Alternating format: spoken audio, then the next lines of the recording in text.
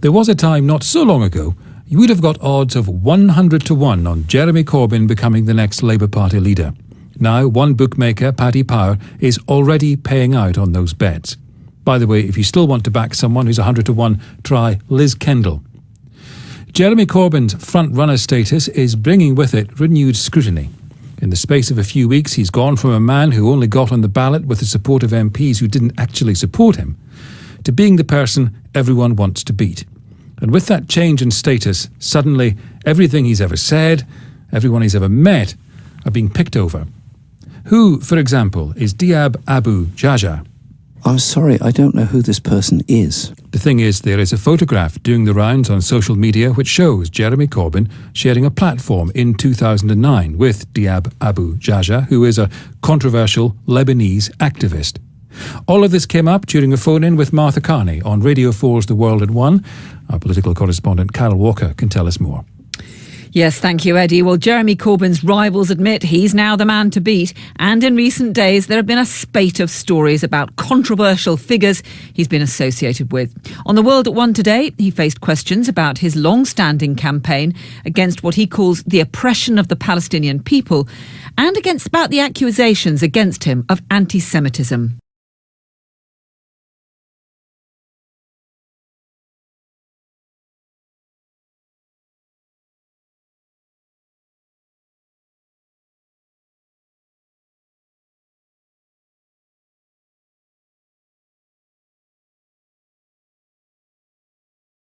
Lee, absolutely, you do not condone it, and I think you know very well that I do not condone that in any way.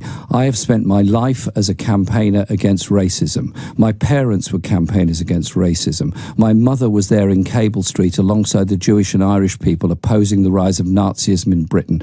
Anti-Semitism, Islamophobia, far-right racism is totally wrong and absolutely obnoxious, and I've made that absolutely clear to everybody who will listen to me on this subject, and I'm sure you and I can agree that the strength of any community and society is respect for its diversity, respect for its multi-faith credentials, but above all, absolute opposition to racism and intolerance in any form that it arises. Lee, thank you for your call, but there have been questions raised about the kind of people that you associate with. Story in the papers today about the fact that you invited Diab Abu Jaja to the Commons as a special guest. Now, this is a man who's talked about hoax gas chambers. Sorry, who? You've not met him? No. I saw the name this morning and I asked somebody, who is he? Right, so this was somebody who was reported today. Well, that's it. So you definitely didn't invite this man to the Commons as a special guest. My views are that the Holocaust was the most disgraceful and vile process of the history of the 20th century, if not the wider world. And that has to be understood by successive generations and has to be understood by all our children in schools. That surely is important. The idea. So just to be absolutely clear on this, but there's an accusation which I think you're denying. I'm giving you the opportunity to deny it. The idea. You didn't invite this man. Sorry, can I answer, please? The idea that I'm some kind of racist or anti-Semitic person is beyond appalling, disgusting, and deeply offensive. I have spent my life opposing racism. Until my dying day, I will be opposed to racism in any form. Okay, you've made that very clear. But on this particular accusation, which I'm sure you'll want to answer, you're saying you've not met this man. He's a Lebanese-born activist. He's now banned from the UK. He's someone who said that he considered every dead British soldier a victory. It's been reported that you invited him to the House of Commons as a special guest. Is that something you're denying? I'm sorry, I don't know who this person is. Okay, you've made that absolutely clear. Let's move on.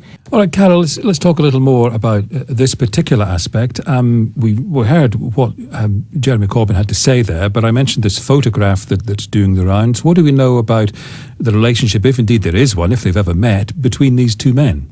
Well, you heard Mr Corbyn there saying he didn't know who Abu Jaja is, but we do know that there are photographs of the two of them sitting side by side on a platform that has appeared on social media and in two newspapers today.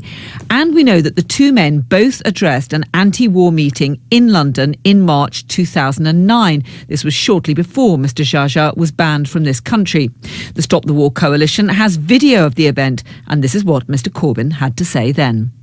Tomorrow evening it will be my pleasure and my honour to host an event in Parliament where our friends from Hezbollah will be speaking. I'd also invited friends from Hamas to come and speak as well. Unfortunately, the Israelis would not allow them to travel here, so it's going to be only friends from Hezbollah. So far as I'm concerned, that is absolutely the right function of using parliamentary facilities to invite people from other parts of the world so that we can promote that peace, that understanding and that dialogue.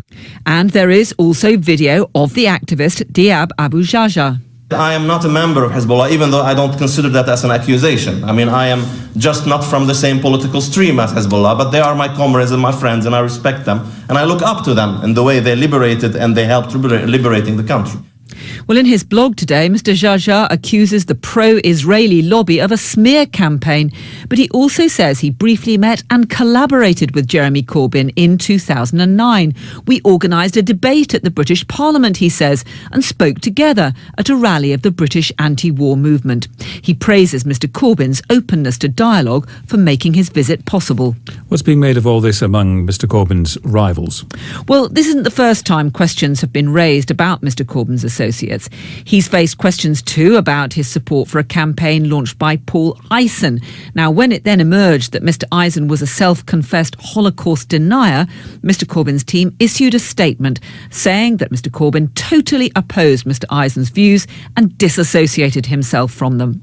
Well, until now, Mr. Corbyn's rivals have said little about all of this, but these latest suggestions of his links with such a controversial figure as Diab Abu Jaja have prompted Liz Kendall's campaign to say he does have questions to answer. John Woodcock is one of her prominent supporters. It does raise questions for Jeremy Corbyn and the Labour Party of what its approach to the Middle East and foreign policy will be. Now, people will make their own judgments about that, and they will make different judgments. But I think it is a valid question, and it does raise the issue of what will Labour's approach under a Jeremy Corbyn leadership be towards the Middle East. Well, just in the last few minutes, we've had a statement from Jeremy Corbyn about his association with Mr. Jaja. If you remember, at lunchtime, he said he didn't know who he was. Now he says, my staff have researched this and tells me that I did meet this man in 2009, but I have no recollection of him. As an MP over the years, I meet many thousands of people, he says, and just because I meet them, it does not mean that I share their views or endorse their beliefs. Well, that is the statement we've received in the last few minutes. What is clear is that with so many now facing up to the fact that Jeremy Corbyn does have a realistic chance of becoming the next leader of the Labour Party, his policies and his associates are coming under much greater scrutiny. Carol Walker.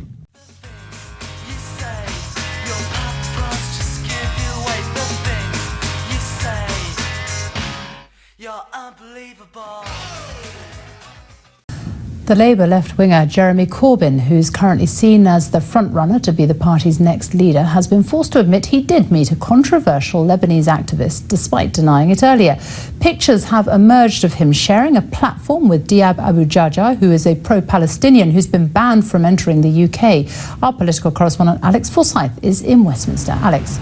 Sophie, as Jeremy Corbyn's leadership campaign has gathered momentum, there's been a spate of stories about controversial figures and groups he's accused of associating with, largely to do with his views on the Middle East. Mr. Corbyn has consistently said he'll engage in dialogue, even with those he doesn't agree with, in pursuit of peace. Anti-war protests have long been frequented by Jeremy Corbyn, a vocal opponent of the Iraq War and open supporter of pro-Palestinian groups. His critics have accused him of anti-Semitism. Today, he launched a strong defence of his stance. The idea that I'm some kind of racist or anti-Semitic person is beyond appalling, disgusting and deeply offensive. Mr. Corbyn, speaking here at a Stop the War rally in 2009, was asked about his association with this man, Diab Abu Jaja, who spoke at the same event. He's a controversial pro-Palestinian activist who was banned from the UK, accused of espousing anti-Semitic and extreme views, which he strongly denies. Despite being pictured together, Mr. Corbyn denied knowing Mr. Jaja, then later said he'd forgotten their meeting. Tonight, speaking from Beirut, Mr. Jarjar said that was possible. He also said his views had been misrepresented in a deliberate smear. Jeremy Corbyn did not commit any mistake by associating with people such as myself, that he was consistently, all through his career, supporting dialogue, and that we might disagree. I mean, I don't agree with everything that Jeremy Corbyn says. I believe also that he might disagree with a lot of the things that I might say, but we agree on the necessity of dialogue, and I really hope that Jeremy Corbyn will win the leadership for Labour. Jeremy Corbyn's now a serious contender in this leadership race and could find himself with a prominent job here. His rivals, Liz Kendall and Yvette Cooper, say there are serious questions over his associations, but also his wider foreign policy. Mr. Corbyn says he meets many people. That doesn't mean he shares or endorses their views. But as his popularity has grown, so too has the scrutiny. Alex Forsyth, BBC News, Westminster.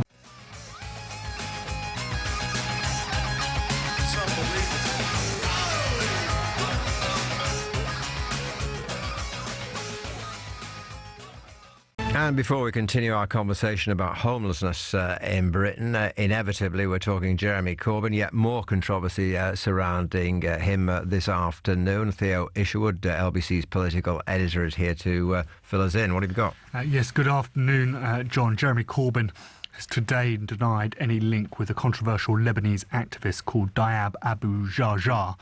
The Labour leadership frontrunner has been pictured next to Mr. Jarjar at a meeting in the House of Commons 6 years ago. Now, the reason why this has caused such a stir, well, Mr. Jarjar has some fairly unsavoury views. He described the 9/11 attacks on the World Trade Centre as sweet revenge. He also said that every dead British soldier in Iraq was a victory, and he has also published some anti-Semitic cartoons as well. Now, these revelations forced Mr. Corbyn today to claim that he did not remember Mr. Jarjar during an interview, but that doesn't quite tally with what the Lebanese activist told me when we spoke on the telephone earlier. And do you consider Mr. Corbyn a friend? Well, as a figure speaking, yes. I mean, politically, but I cannot say that Mr. Corbyn is a personal friend, no. But I mean, I've met Mr. Corbyn at that debate. We worked together closely. We also spoke a day before at a rally of the Stop the War Coalition in London. And we had, I think, 2 times lunch or breakfast together. So I cannot say Mr. Corbyn is a friend, personal friend, but he's absolutely a political friend. I mean, I'm very sympathetic to his political ideas. And when did you have breakfast and lunch with him? It was, I think, the next day after the debate in the Parliament, and the day itself as well. And this was in 2009? Yes, and we did not only meet Mr. Corbyn, we met also other members of Parliament, including members from the Conservative Party, including at the time the Shadow Minister of Foreign Affairs. I do not remember his name, but we had a meeting with him for an hour also in Westminster. Now, Mr. Jarjar was speaking from the Lebanon in that interview. Going by that account, he met Mr. Corbyn on 4 separate occasions in 2009. On day 1, they spoke together, as he said, at an anti-war rally. Day 2, they shared a meal in Parliament and then held that meeting in the House of Commons, where that picture emerged from. And then on day 3, they had another meal together. And that's not the sort of person critics of Mr. Corbyn would say that you would forget in a hurry. Now, I mentioned earlier some of the controversy surrounding Mr. Jarjar. The comment that is particularly upsetting to many people is that the death of every British soldier is a victory. That is especially upsetting, I would imagine, to the families of those who served in Iraq. Mr. Jarjar told me that he had never celebrated the death of any human being, but soldiers serving in Iraq were legitimate targets for what he termed as resistance fighters in the country. My position in this is that every occupied people, especially when a country is unlawfully occupied by foreign troops, just like the Second Iraq War has been proven an unlawful and uncalled for war, then every people on earth have the right to resist occupation. So in that sense, in a broad sense of things, I do support resistance against any illegal occupation. But to rejoice the death of human beings is something that I do not do, and I wouldn't do, even if I would consider an occupation soldier a legitimate target of resistance. I would never rejoice the death of any human being. Now, something of a U-turn from Mr. Corbyn within the last few minutes. He's just said, "My staff have researched this and told me that I did meet this man," close quotes. So he had gone to great lengths to distance himself from this gentleman, but now he's confirming that he did meet him. Yes. It's not quite in the same tone or same spirit as what Mr. Jarjar told me when we spoke on the phone. I mean, they'd had 4 separate meetings over the course of 3 days, and as Mr. Jarjar said, he admired Mr. Corbyn's politics. He described himself as a socialist and Mr. Corbyn as a socialist, and in that respect they had a lot in common, Mr. Jarjar said. So there seems to be a little bit of discrepancy between the two accounts of the Labour leadership frontrunner and this particular activist. What impact, if any, do you think it will have on Jeremy Corbyn's campaign? It could be significant. It's not going to go away, that's for sure. And it speaks to this idea that Mr. Corbyn, on the fringes of in his political career, has spoken to some pretty unsavoury characters on the fringes of politics. He's previously described members of Hezbollah as friends, and that's caused some controversy. He, of course, rode back on that comment because he said that he was using it in a generic term. But it does speak to this idea that he perhaps opens his arms up. He welcomes people that should be really kept at arm's distance. Theo, thank you very much indeed.